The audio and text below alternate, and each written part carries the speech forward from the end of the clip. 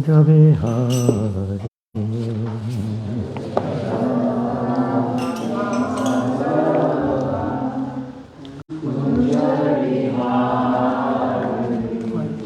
Jaya Radha Madhava Kunjabihari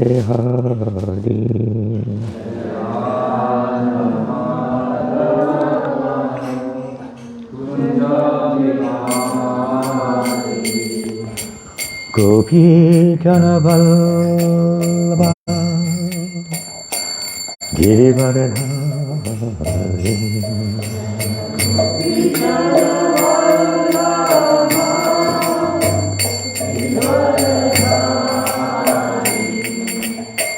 Gopi Janavallabha Girivaradhari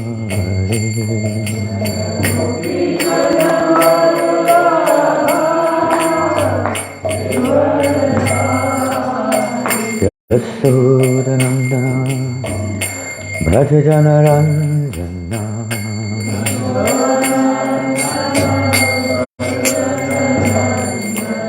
Yasodanandana Bhajajanaranjana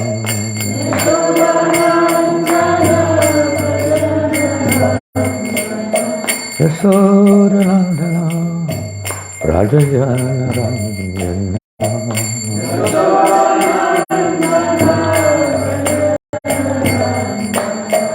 Yamunatira Brahmachari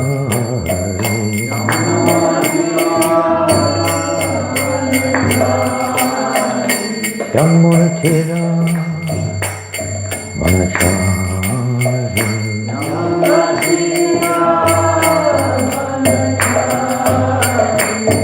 Jaya Radha Kunjabihari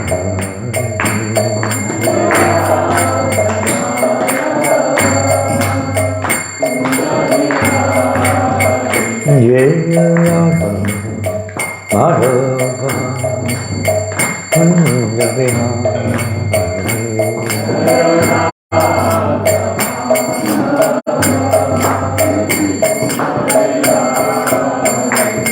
Hare Krishna Hare Krishna Krishna Krishna Hare Hare Hare Rama Hare Rama Rama Rama Hare Hare Hare Krishna Krishna Krishna Hare Hare Hare Rama Rama Rama Hare Krishna Hare Krishna Krishna Krishna Hare Hare Hare Rama Rama Rama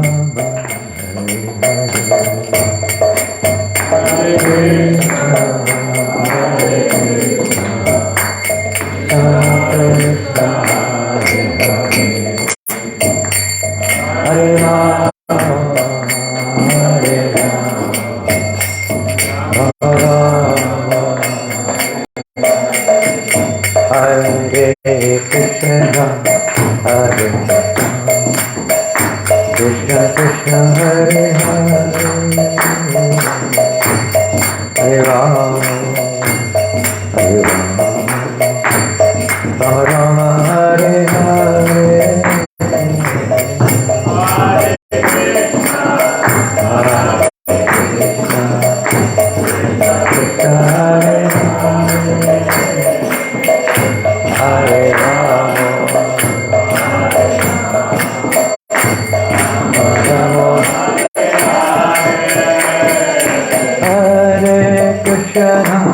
Hare Krishna Krishna Krishna Hare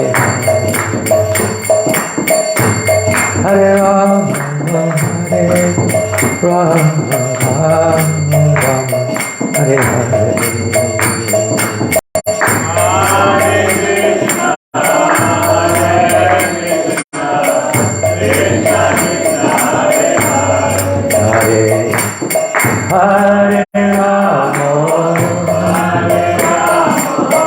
Rama Rama Hare Krishna Hare Krishna Krishna Krishna Hare Hare Rama Hare Rama Rama Rama Hare Hare Krishna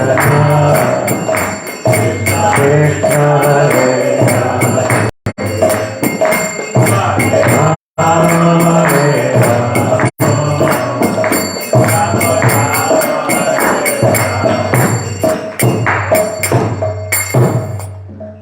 Vishnupada Paramahamsa Parikshaya Ashtudha Sadashayasi Bhaktivedanta Swami Prabhupada Ki Ananta Kota Vaishnavinda Ki Namacharya Shadidas Thakur Ki Transpose Sri Krishna Chaitanya Prabhu Nityananda Shri Advaita Gadadhar Srivasadi Bhaktivedanta Ki Shri Shri Radha Krishna Gopa Gopinath Sham Kund Radha Kund Gopdan Ki Shri Vrindavan Dham Ki Madhapur Dham Ki Ganga Maya Ki Yamuna Maya Ki Tulasi Deva Ki Bhakti Deva Ki Samadeta Bhaktivedanta Ki Lord Chaitanya's Harinama Sankirtan Ki Brihat Madanga Ki Shri Shri Gaunitai Ki Shri Shri Jagannath Baldev Shripata Ki Shri Shri Radha Gopinath Ji Ki Gwantaraj Srimad Bhagavatam Ki Gaur Premanandi.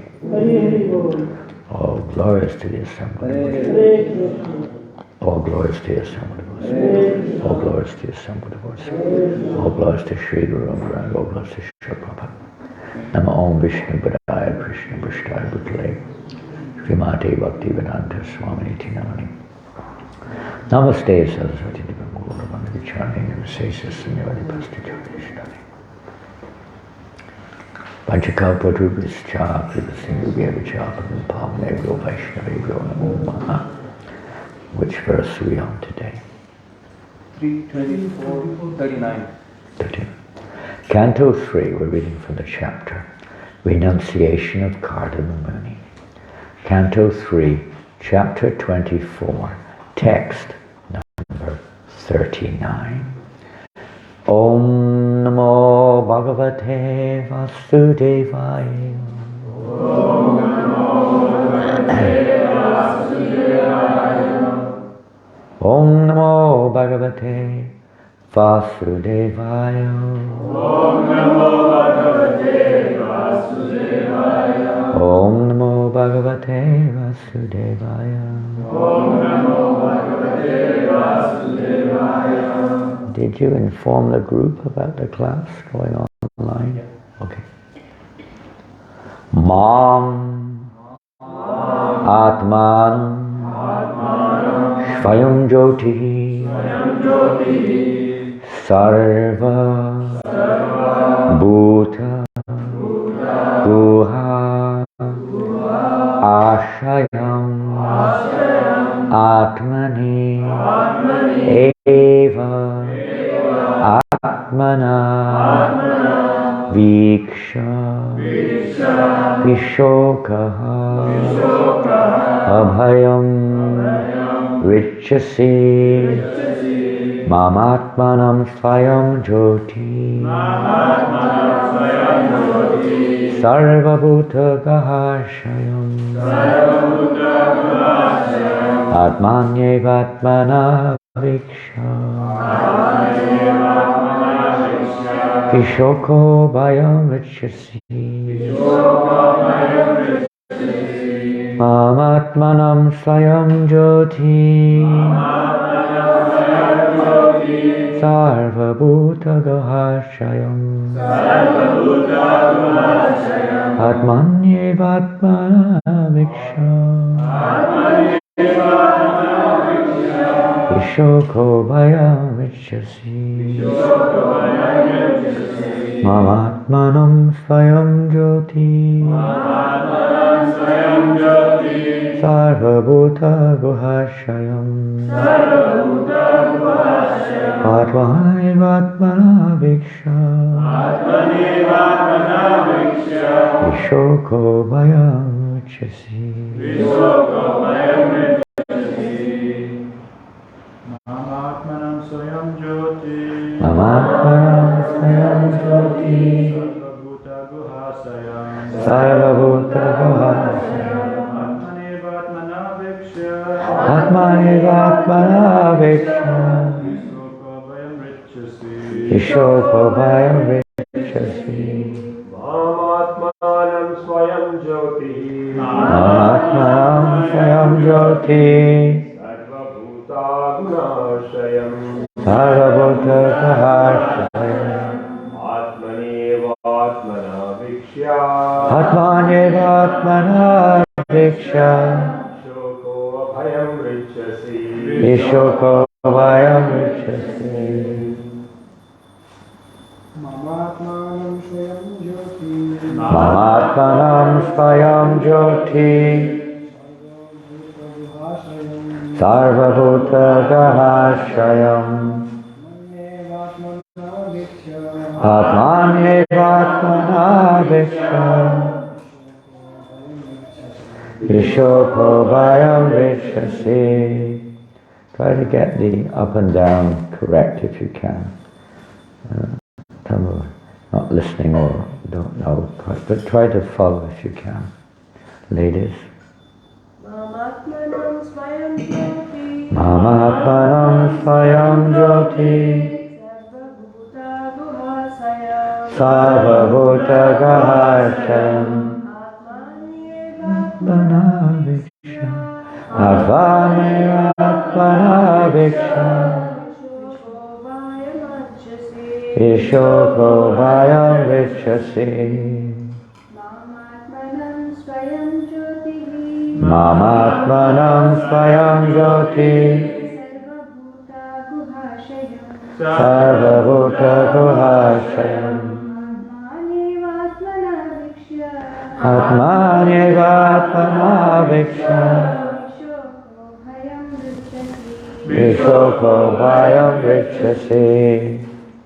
Man, me, Atmanam, the Supreme Soul, or Paramatma, Swayam Jyotihi, the self-effulgent, Sarvabhuta, of all beings, Guha, in the hearts, Ashayam, dwelling, Atmani, in your own heart, Eva, indeed, Atmana, through your intellect, Viksha, always seeing, always thinking, Vishokaha, free from lamentation, Abhayam, fearlessness, Richasi, you will achieve. Translation and purport by His Divine Grace, Srila A.C. Bhaktivedanta Swami Prabhupada. In your own heart, through your intellect, you will always see me, the supreme self-effulgent soul, dwelling within the hearts of all living entities. Thus you will achieve the state of eternal life, free from all lamentation and fear.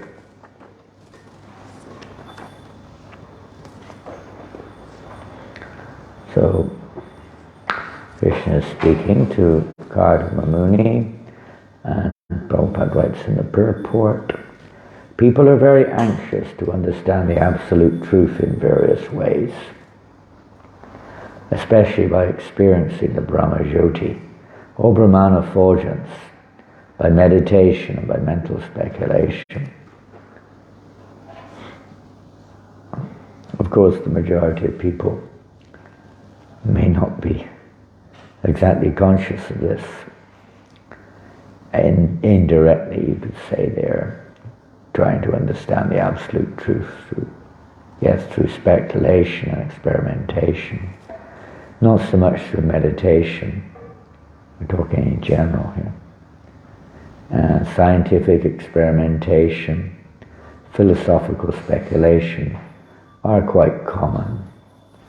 To some degree, most human beings indulge, at least in mental speculation about truth and so on, of various kinds. And science experimentation, also speculation, is systematically accepted as probably the most prominent method of trying to understand the truth. In general, they dismiss the idea of a personal source or a personality from whom everything has emanated. And we even find that persons who study the Bhagavad Gita, despite verses like aham, as that verse go, for me everything, both material and spiritual, everything comes from me. 10th chapter, text number maybe 8 or something. Everything comes from Krishna, everything rests on Krishna. Everything rests on Krishna, everything comes from Krishna. He's the source of everything. In Brahma Samhita we find he's an Adya Govind Sarvakaranam Karanam, and so many statements are there in scriptures, and of course in the Bible he's the creator, and so on, and Quran, everywhere you find reference to the source is God. But in general, materialistic science does not make that as one of their premises. They try to understand another source, and material some chance happenings and whatever. I don't know how they describe the black holes or the big cause of the Big Bang and all these various theories that they come forward with, but more or less dismissing the concept that there's a personality, all-powerful, all-knowing source of everything,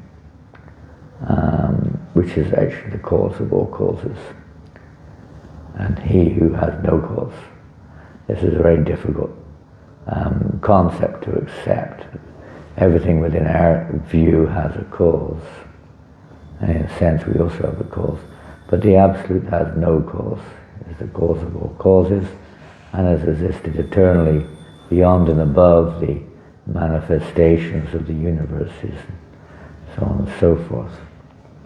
And they sometimes indicate antimatter, beyond this, let's say, phenomena which is somewhat perceivable. There is another existence. It's not material, it's anti-material, from which somehow or another material is manifested. But there's some definite truth in that, and that's indicated here in his purport, where Srila Prabhupada describes that most persons are eager to experience the Brahman, or the spiritual effulgence. Why? Well, one reason is because we don't need scriptural directives like Dukkhalayam Shashvatam to ascertain that this material world is a place of suffering. It's definitely one of the ingredients of this world, and a very prominent one, that everyone is suffering, no matter who we are, Brahma Bhuvana Loka Pranaya Tinorjuna, whether we're heaven or hell. Everybody has to undergo some kind of suffering. And that is obviously one of the major endeavors of human beings, all species, but in human life they try to not just try to avoid it, but they try to find ways to remove it. Animals, other species, they can't really remove it. Their whole life is defense to try to avoid it. But they can't stop it or even think about stopping it. But human beings, they make all kinds of endeavors to try to stop suffering. Of course, we can see easily that there's not been very much success in this regards. Maybe one thing is eradicated and another thing comes up. But the endeavor is there. We don't want to suffer. So the idea of Brahman, merging into the spiritual effulgence is certainly akin or related to this natural aspiration of the soul not to suffer from various sources, not to have to experience the end of your life, so to speak. So Brahmana existence is certainly devoid of the effects of the modes of nature. There is no karma there. There is no mundane suffering. There is no conscious suffering either. Although there's an unconscious suffering in the sense of being devoid of loving relationship with Krishna. But in of itself, it's just simply an existence. Brahmananda, there is a certain kind of ecstasy there, or it's more a question of intensive relief from the experience of being conditioned in the material world. But it's not the full, it's not the complete constitution. But naturally, I mean, it's the first stage in God realization in one sense. Not exactly, there may be piety and so on, but in terms of actual realization of the absolute truth is the first stage, Brahman. So it's not unexpected that majority of those who really are serious, most people aren't, but those who are serious about self-realization, that this Brahman, or merging into the Brahma Yogi, becoming one with God, or whatever it is more, say, as we've left the spiritual realm because of our aversion to the Lord, our unwillingness to have to put Him in the center and serve Him with our full existence. As we're averse to that, then this natural, the first stage of spirituality would be a situation where there is no service to God per se. It's a neutral stage in the sense that there's no service to anyone. There's no duality, there's no individuality, consciously speaking. There's no relationship, there's no objectives. It's just existence. So it's not surprising that that's the first stage, and why the Vedas emphasize more over and above pretty much other paths. Most of the indications are towards the impersonal Brahman, becoming self-realized, but only on that level. And everything is one, and in most of the subject matter is more of an impersonal. As most religions, they emphasize pretty much more the impersonal aspect in various ways. We'll continue the purport, but Kapila Dev uses the word Mam to emphasize that the personality of Godhead is the ultimate feature of the absolute truth. In Bhagavad Gita, the personality of Godhead always says Mam, unto me, but the rascals misinterpret the clear meaning. Mam is the Supreme Personality of Godhead. Because Krishna is speaking, he's saying me. He's not saying you or something else. He's directly saying again and again, me.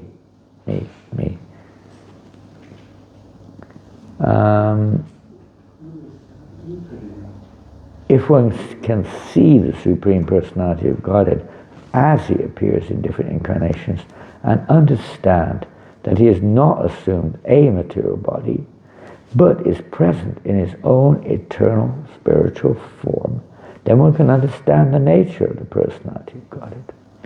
And it's probably not quoted here, but we know one very important verse in Bhagavad Gita. Prabhupada sometimes would say that this verse is an essential verse of the Gita. Janma karma chamedijam evan vobiti tat dhachitvad punama janma naiti mameti surjuna.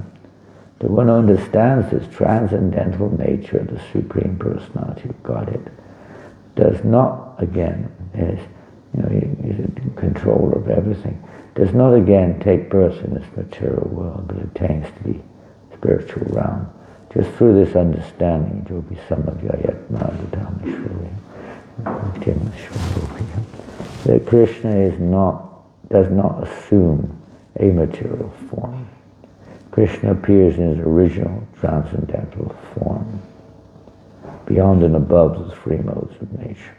Persons within the three modes may say, relatively speaking, they try to see him as material, maybe a powerful materialist, mystical materialist or something, but nonetheless as material, like anyone else.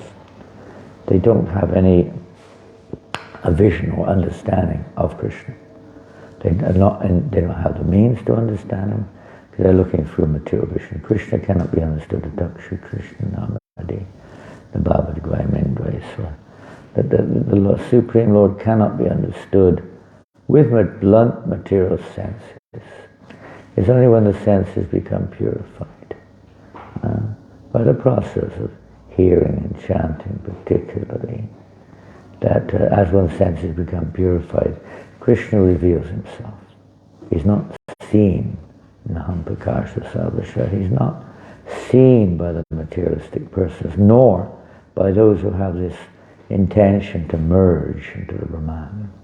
They may experience the spiritual energy of the Lord in whatever way it is, but they do not have this opportunity to actually understand the Supreme Lord. They may understand to a small degree, as Prabhupada now begins to explain. Since the intelligent cannot understand this point, as referring to the material intelligence, the big brains of this universe, whoever they are, even up to Lord Brahma, he cannot fully understand Krishna. He admits that himself in his own prayers in the Bhagavatam. He misunderstood Krishna in the past of the Brahma Vimohana Leela, for instance.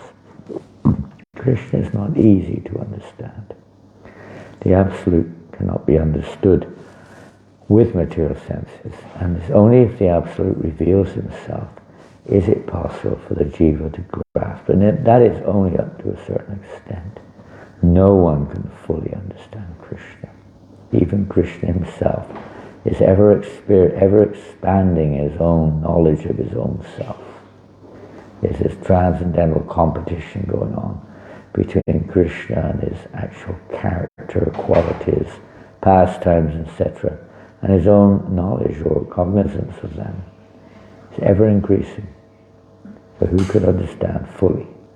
We can understand the principles of the Tattva, of the Supreme Absolute, but one cannot possibly grasp within our petty brains or our own limited ability the extent of Krishna and his qualities.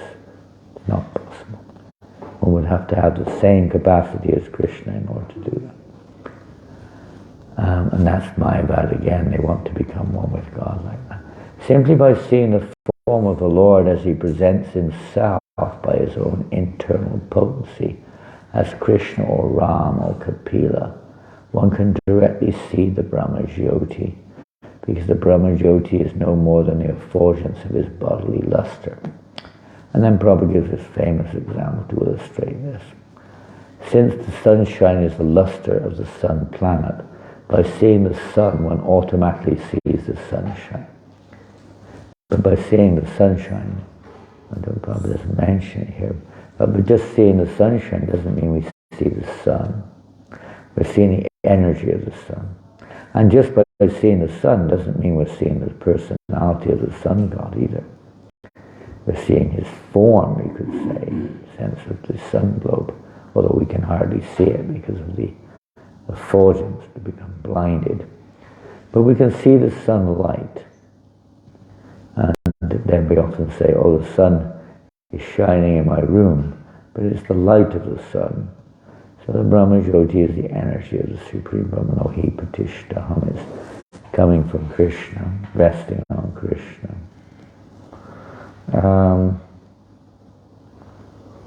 Prabhupada goes on to say, similarly by seeing the Supreme Lord, one simultaneously sees and experiences the Paramatma feature as well as the impersonal Brahman feature of the Lord. So these three features are there Vedanti Tattvavitas Tattvijnanam Advayam Brahmeti Paramatmeti Bhagavan Iti Shabdite. The Supreme Absolute is known in three features. Those who actually learn it understand the Absolute Truth, not in one, not just Brahman, and not just Bhagavan, although if one understands Bhagavan, one automatically understands the other features. But all three features, Brahman, Paramatma, Bhagavan, are understood by those who are actually learned. So here in the same point is being mentioned. The Bhagavatam has already enunciated that the Absolute Truth is present in three features, which we just mentioned. In the beginning as the impersonal Brahman, in the next stage as the Paramatma in everyone's heart, and at last as the ultimate realization of the Absolute Truth, Bhagavan, just like the sun. As we just heard this example with the sun rays, first understanding of the sun, then the sun globe, and then the personality beyond it, the actual proprietor of the sun God, person within inside the body. So we can say the same thing about a human being. We hear about his character, maybe some of his qualities and so on, and his energies. We may see the manifestation of a person's energies in whatever little they create. And then we see their form, which is obviously much more descriptive in terms of who they are. Maybe it describes what they're doing also. But we still haven't really, understood or come into contact with the actual person within, the soul, the conscious living being. Sometimes Prabhupada would give an example, sometimes very simple graphic example of a village in India, somewhere in times gone by, of course, before the British built the railway system, or as they were building it. In India, there was a village where there was no railway line. So they got news that the British were building a railway line to their village. They didn't know what it was. Would there be a train coming and things? So they had no idea what all this was about. So eventually, they built the line, and then they said there's going to be a train coming soon, but they didn't know what that meant or anything, what it looked like, nothing. So eventually the train came along the line from some other junction or something, and from a great distance they could see the train had a big light on the front. So many of the villagers thought that that's it, that's the train, it's a big light, finished. And then after a while the train got closer, and then they could see the train had some kind of form. It wasn't fully understood still, they just thought the train is simply a form. So then that was their satisfaction or whatever, conclusion.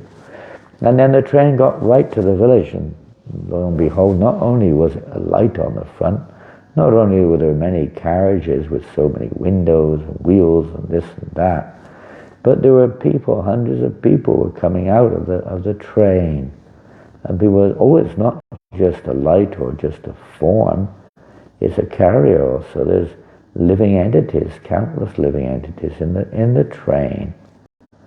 So no material example is perfect, but it gives the idea that we tend to drop off wherever we are and not venture or understand anything beyond it, because there's a science of understanding. Not just that one has to be patient to wait to see, but that is one aspect of it for sure. But there's a process.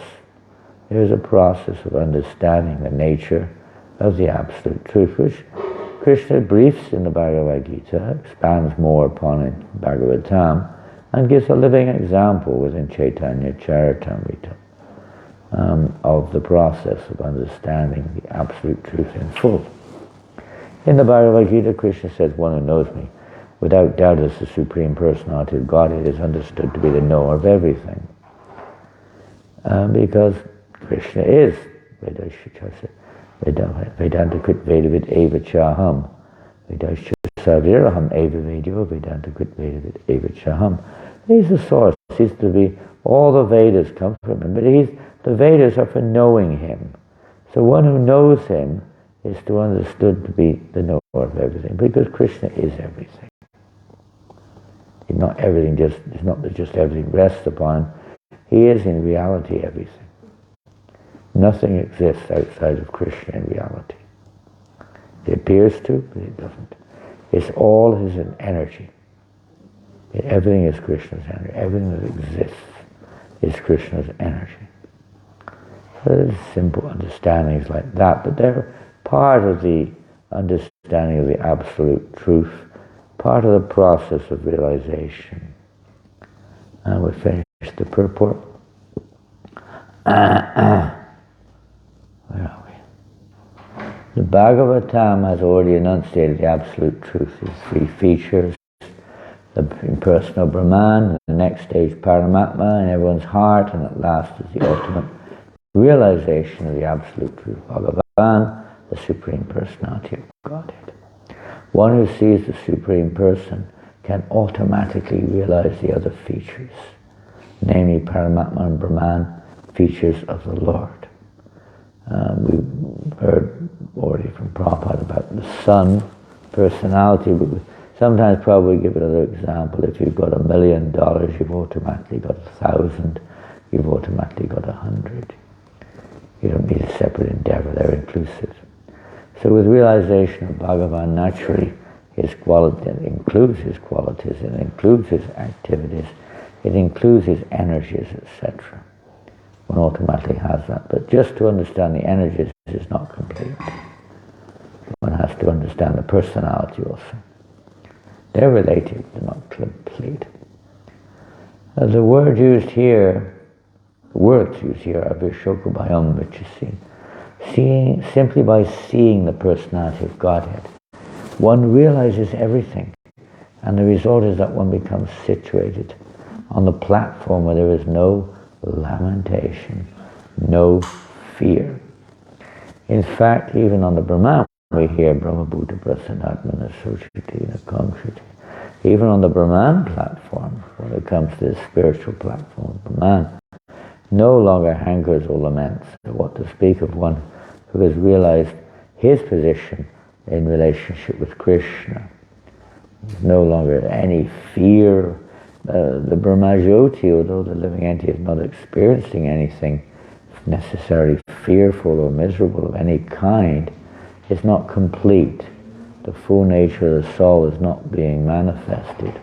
So it's not a state which is like, although the state of Brahman is permanent, is not a condition, a constitutional platform for the soul to exist in. So it's like sometimes Prabhupada would say, going out into space, you can go into the universal space in a spaceship or something, but that's not our proper or our constitutional position in this material body, at least. We have to come back again eventually. So those who go to the Brahmajyoti or enter into the Brahman is generally understood yenye vindakshana artamanina, that they will come back again into the material world you can't say time, there's no time measurement there, but at some point the soul will have to re-enter into the material atmosphere, because there is no inclination for devotion in the Brahman. There's no recognition of a supreme being. Everything's one. So the living entity's desire for relationship, there's no playing there. There's no there's no bhakti there. There's no one to reciprocate with. So the living entity again enters into the material environment to persevere with a natural constitutional desire for rasa or relationship. So this is not enough just to realize Brahman. One has to realize one's actual constitution completely. Satchidananda. But then, of course, when one comes to referring in Bhagavad Gita, Krishna is not referring to the impersonalists so much here. He's referring to the aspiring devotee. One is on the path of bhakti. one will come to the platform of Brahman, but that's not the end of it. That's just a consequence of self-realization, of devotional service. It's an automatic consequence contained within the path of devotional realization which takes place, that I'm not this body, I'm spirit, soul. And then when that realization becomes more prominent, then real devotional service begins, because it's not based upon any material condition anymore.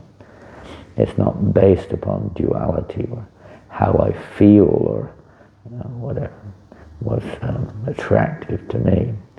It's based on a spiritual platform with no effect of the modes of nature. So this is the nature of devotional service, that one gains one gets realization of Brahman as paramount. Although that's not the goal, those realizations are also automatically there. Automatically realizes it. Just like Prabhupada's example, when the sun rises in the morning, one automatically sees everything else too. So one who has this Krishna Surya Samaya Andhakar, this understanding that Krishna, he's like the sun. And wherever there's Krishna, there cannot be darkness. So everything is illuminated, everything is revealed, just as like the sun, when the sun rises in the morning, everything is revealed. So one who is in the sun of devotional service to Krishna also realizes the nature of the material universe, the nature of Brahman, Paramatma, everything, although not being attracted necessarily to them, and being attracted to the personal form of Godhead. Nonetheless, one realizes, if you fully understand a person, you know all about their inner life, you know about their work, their nature, everything. It comes automatically. So similarly, in relationship with Krishna, when one understands Krishna as he is, one is understood to be the knower of everything. This is the result. One realizes everything, and the result is that one becomes situated on the platform. No lamentation, no fear. This can be attained simply by devotional service to the personality of Godhead. And in the last chapter of the Gita, Krishna says, Bhaktyamama Bijanati Yavinyastasmi talks about. It is only by, and in the 11th chapter also, Bhaktyandavanya, however it goes, only by devotional service can I be understood as I am, not by any other means. This is the only process. This is the process. Because devotional service attracts Krishna. It pleases Krishna. So when pleases Krishna, then Krishna reveals himself accordingly as we surrender. Hare Krishna, Hare Krishna, Krishna Krishna, Hare Hare, Hare Rama, Hare Rama. Any questions or comments or differences of opinion or whatever? I'm not in a fighting mood right now, but still, you never know. Anyone? Yes. Any question, young man? Oh, over here. Where's that coming from? The far distance of the room there. Way out there in the Brahman. Some question is this really my constitution? Isn't there not more to life than just existence? Just simply existing in the ocean or in the desert. It's not very exciting. Even that's more exciting than the Brahman in one sense. Yes, there are sharks in the ocean, there are cactuses in the desert. You can have a relationship with a shark. Okay, come. Thanks for the class. Thank God it's over, is that what you said? Yes. It seemed to appear in the translation, Srila Prabhupada seems to stress on the Paramatma feature. If I may quote, in your own heart, through your intellect, you will always see me, the supreme self-attendant soul, dwelling within the hearts of all the living entities. At the tail end of the purport, Srila Prabhupada seems to stress on the ultimate Bhagavan feature, if I may quote, simply by seeing the supreme personality of Godhead, one realizes everything. Yeah. Is there any reason why? Well, Kardama Muni is not considered to be a pure devotee of that kind. He's more like a yogi, and Paramatma is the objective goal of most yoga, to realize the super soul in the heart. The stage of worshipping Krishna in personal relationship is a higher, because a more complete stage. That wasn't what, you can read all the verses and study it more. My memory serves me right. This is the situation of Kardama Muni. And most yogis are like that.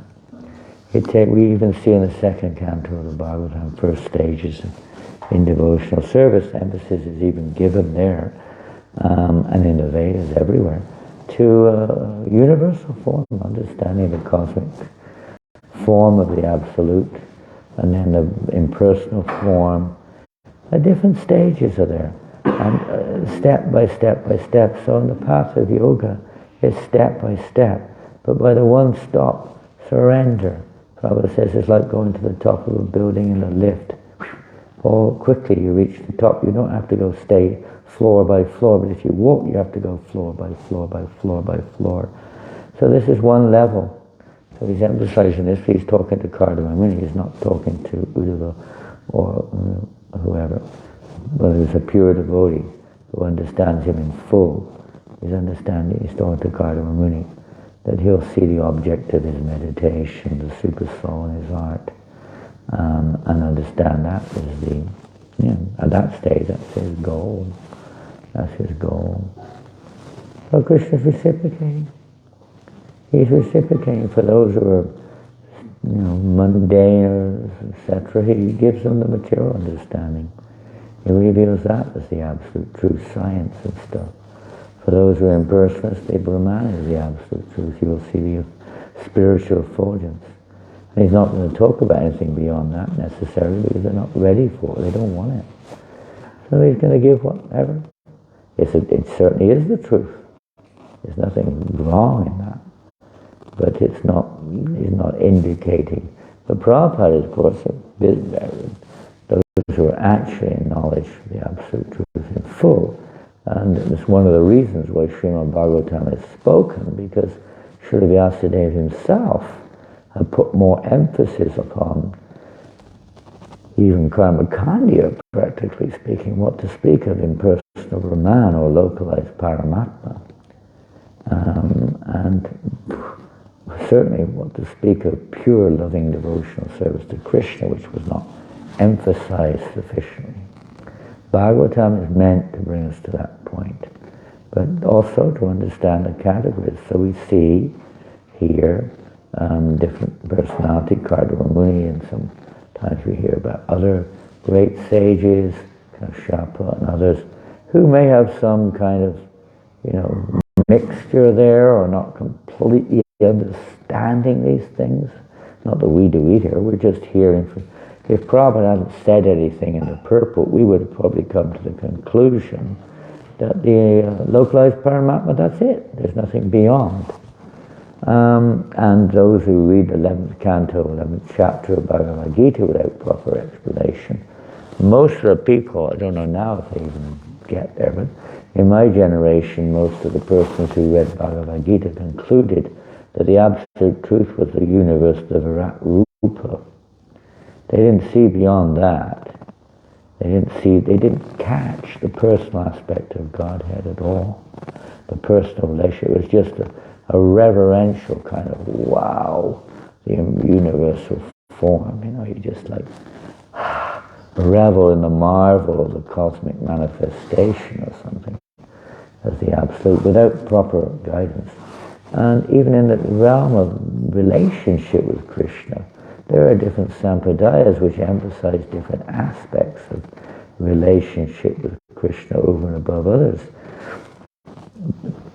It's not that they're contrary to each other or competitive to each other. They're revealing according to the reciprocation of the followers at that particular time, practitioners, the heart of the soul. So Krishna's, and Prabhupada, of course, is doesn't want us to leave off there that the conclusion is a super soul. Not even that the conclusion is Vaikuntha or Aishwarya Bhav, which may, the realized yogi may come to that platform of recognizing Krishna in the form, Vaikuntha form, maybe. Or they may merge, or they may, whatever, they may just accept that situation of the Lord. But to go further, Srila Prabhupada is taking us further here by emphasizing beyond and above the all-inclusive nature of the Absolute Truth, not just the certain aspects of the nature of the Absolute Truth. And then automatically one will understand the categories as well, if one understands the whole. If you understand the whole body, you understand the arm, the leg, you don't have to make a separate endeavor. But if you're just studying a portion, that will be your conclusion. And then, if you get the right association, you may go further. One's realization. We see in the Vedas sometimes these other aspects of the material aspect, the impersonal aspect, the localized aspect, are given predominance or a lot of emphasis because, generally speaking, conditioned souls are not here because we want to surrender ourselves in loving devotional service. It just takes, usually in most cases, philosophically also, step by step, mostly emphasizes there. So gradually, like a child growing up through education circles, you don't give the full, you may even give some imaginary examples, basically speaking, to help the child to understand preliminary concepts. And as far as the child's concerned, he doesn't know anything beyond that at that stage. The teacher may even say, great, you've got it. That's it. You've understood it. But then, when the time comes and they introduce more and more and more. But some want to stay at that level. They don't want to go any further. That's the soul's free will. That's the soul's free will. Can't say any more. So. But the pure devotee doesn't want us to, the devotees of the Lord, don't want us to stop at that level. They want to offer us the highest, most pleasing level of consciousness, that which pleases Krishna the most. It certainly pleases Krishna if one is worshipping him as the super soul, but not as much as if one is engaged in loving reciprocation. The idea of God, the supplier, the controller, the guide, the witness, all true, but these are still in relationship with externals. Lord Chaitanya rejected these one by one, and they're externals in a sense. They're not very internal in relation with the material world or the energies of the Lord and the Brahman and so on. It's not very personal, not so personal. That's my tuppence worth or 6 months worth or whatever it is, 2 cents worth. Hare Krishna.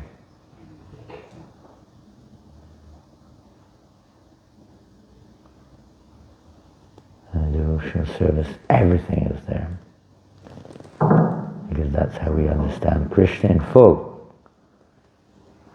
Not other methods may be able to lead to realization of the Brahman or the Paramatma, but to understand Krishna in full, only devotional service possible, because that alone attracts Krishna's attention, that he wants to reveal himself in full. Anything else? Yes, Prabhu. If we are in Brahmajyoti, then we desire to come back because we are in the Brahmajyoti. Like in if someone is in the Brahmajyoti, they feel like they may feel loneliness, or they want to get devotional services, they want to come back, and they will come to the material world. But if we are already in the spiritual world, if we are in Vaikuntha, there also we can have a desire that we want to do spiritual devotional services, and then we may want to progress further, just to go for the serve Krishna.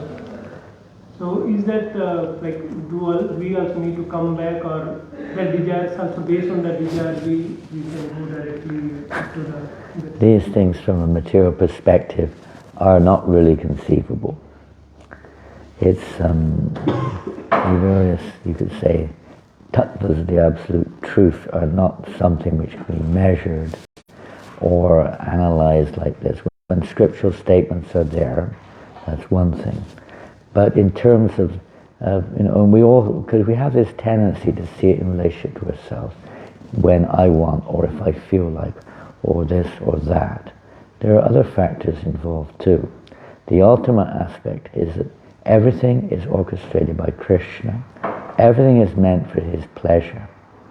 The living entities situated, or the conscious energy, and the living entities situated there in Vaikuntha are perfectly situated. It's not that, they're feeling short of the mark, or whatever it may be. That is naturally their constitutional situation. And that brings pleasure. It's not like there's some kind of, revolt or revolution amongst the citizens. Hey, we've been cheated. We haven't got the full deal here. And they're all marching through Vaikuntha. We want Goloka. We want Goloka. There's none of that. They're completely, properly situated. It's like in your body. If the foot suddenly decides, what the hell am I doing down here? Thorns, people kicking me, corns on my feet. It's cold, and I have to do all the work, and everyone's carrying all the weight. I'm fed up with this. I'm going to become the ears, yes. No, it doesn't happen. It doesn't happen. It's called madness if it happens. So those living entities that's where they are. Of course, anything's possible. And it could go on and on and on. This is not something for, the ignorant fools like me, dullards, But, this is... And then they go into this thing, how can you fall down? I mean, are you talking about coming back to the material? Is that a fall down, or is it a stepping stone to go into Goloka? You can go on and on and on, It doesn't exactly work. I mean, you can read Brihad Bhagavatamrita, I guess, if you want to get a little bit more insight into this. But it's Krishna's energies are all perfect and complete. What would Lord Narayan do if everybody went on strike, or packed their bags and moved along? It doesn't work like that. Same in Goloka or any plane come to that. But nothing is impossible. It's not like it's like bricks stuck there. Conscious living entities. But generally speaking, that's the situation. It's a little different in the Brahman because that is not our constitution. It's only a partial portion of our constitution. In Vaikuntha, they are worshipping Krishna. It may not be in the same intimacy, but it's nonetheless there. They're not just worshipping God as the super soul, but they're engaged in active service. To worship God as a super soul is a stage which may lead to Vaikuntha. In of itself, it's not necessarily going to lead to the more intimate aspects, but by association it may. If that's the bhav or the emotion or the intention of the devotee, then Krishna will reciprocate. He will do the needful. So you don't need to get too much hung up in trying to understand. If I would give the example of the man and the apple on the bird, and this and that, what caused the bird to fly away? Was it the apple falling down, or did the apple fall down because the bird flew away? You can go on and on speculating about these things. But we have to understand everything emanates from Krishna. Everything is meant for the pleasure of Krishna, whether it's Vaikuntha, Ayodhya, Nilachal, Goloka, everything. Even the Brahman is to accommodate. It is Krishna's energy, it's divine energy, to accommodate living entities who have that, at that particular stage. They have that, aspiration, conclusion, etc. Krishna's reciprocating with his parts and parcels. It exists. The whole spiritual world is Brahman, but they're blinded by the effulgence. They cannot see the variegatedness, the individuality, etc. They're blinded. Just like when we look at the sun, we become blinded. We can't see anything. Okay, there's just this blinding effulgence. Can't even see anything. Maybe totally blinded, or at least for some time you're blinded. So but that's not you can't measure time in these planes. There is no time as such.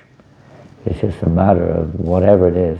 The living entity has the inclination to want to experience any kind of relationship or any kind of variation.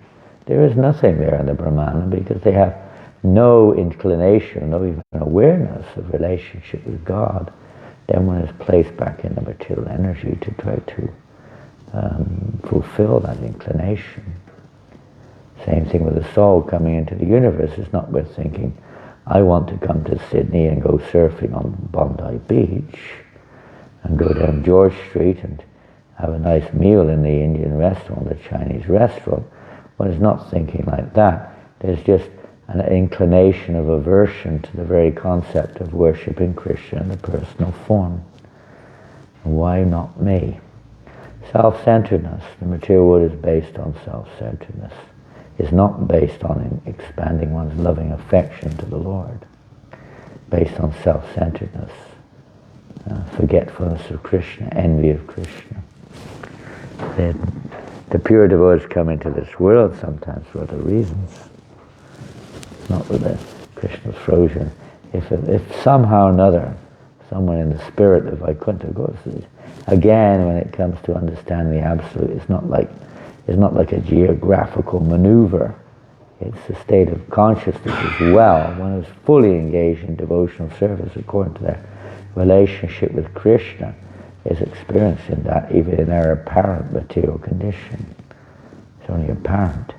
But internally, that we cannot see. We cannot see. If for whatever reason, Krishna's will, or otherwise, a living entity in the mood of Aishvarya Bhav develops that inclination, whether by association or by constitutional effects, obviously Krishna is going to reciprocate. How he reciprocates is up to him. You don't have to come and necessarily and take birth again in the material world. It doesn't have to necessarily be like that. If that's what Krishna wants, if that's what the jiva wants, then nothing's impossible. It doesn't have to be. And they have to take birth. And again, it's just, what is the material world? Is Gokul in the material world? Krishna, when he appears in his various forms in the material world, apparently, but not really. So one may associate like that. One's finding one's attraction towards another form of the rasa, whatever. We hear that the living entities who are coming into Krishna's Leela, they do. They associate with those who are eternal associates with the Lord. The Lord is manifesting those pastimes on the material plane for those fortunate souls who have that opportunity. One can enter into that plane, but it's not really the material world as such. It's reflection, you could say, but it's also the reality. It's the spiritual realm, just we're getting a glimpse of it. A little window opens. Well, we can enter into that. That's one's inclination. A subject beyond me, I'm just repeating a few years and theirs. Okay, well, we're finished there. Shri Prabhupada Ki Jai. Gol Premanandi. Lord Chaitanya.